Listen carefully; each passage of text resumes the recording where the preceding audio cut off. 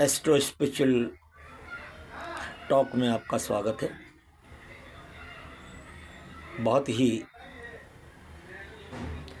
मज़ेदार चर्चा आज से करने जा रहा हूँ।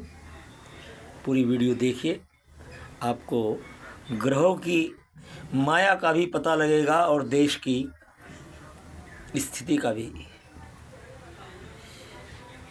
बात है सन 1954-55 की, जब ममता बनर्जी का जन्म हुआ। उनके जन्म का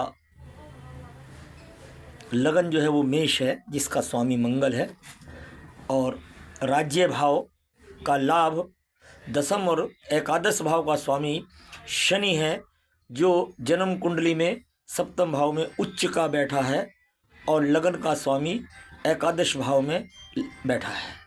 स्पष्ट है कि उनको जीवन में राजनीति का लाभ मिलेगा। अब आप 30 वर्ष के बाद आ जाइए सन 1984 में, जब शनि गोचर में वापिस 30 साल बाद 29-30 साल बाद वापिस उच्च के आकर सप्तम भाव में बैठे, ममता जी राजनीति में कूद पड़ी। राजनीति में उनका आगमन हो गया और उन्होंने अपने पैतृ बुद्धि मता और दूरदर्शिता से निरंतर आगे बढ़ती रही।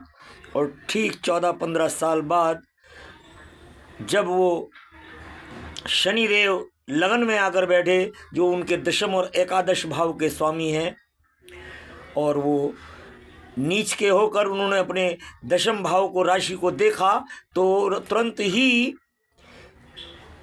ममता जी ने अपनी नई पार्टी का नामकरण कर दिया टीएमसी का, और स्वयंभू होकर बैठ गई। ये 98 में शनि गोचर के अंदर नीच राशि के लगन में आकर बैठे और उनकी दृष्टि दशम भाव पर पड़ी। उपरांत इसके 2011 का समय आया और शनिदेव चलते चलते चलते चलते फिर वापिस उच्च राशि के होकर सप्तम भाव में बैठे और लगन को देख रहे थे, जो उनके राज्य भाव के, लाभ भाव के स्वामी हैं।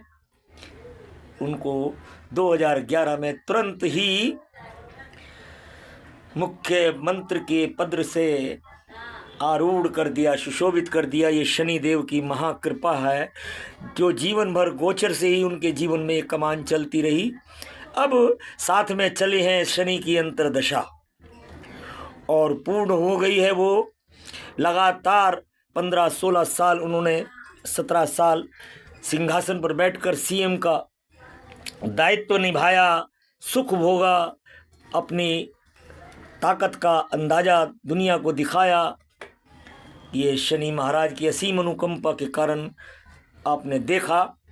और गोचर में अब आकर शनि उनके 12वें भाव में बैठ गए हैं, और शनि की महादशा भी लगभग अप्रैल मई के अंदर पूरी हो रही है, और उनका कार्यकाल भी यहाँ पूर्णतया पार्टी के साथ अस्त हो रहा है। 12वें भाव में शनि जा रहे हैं और शनि की अंतर्दशा भी, महादशा भी का अंत हो रहा है। इसी के साथ ममता जी को विदाई की बधाई हो, और बंगाल को भयमुक्त बनाने के लिए, बंगाल की दशा और दिशा को सुधारने के लिए, निष्कंटक निर्भय बंगाल को बनाने के लिए आपके सामने आ रहे हैं शुवेंदु अधिकारी, जिसे कोई रोक नहीं सकता, जिसे कोई टोक नहीं सकता। सनातन का बोलबाला होगा और शुवेंदु अधिकारी का जयकारा होगा। जय मोदी, जय भारत, जय मोदी, जय भारत, जय सिया राम।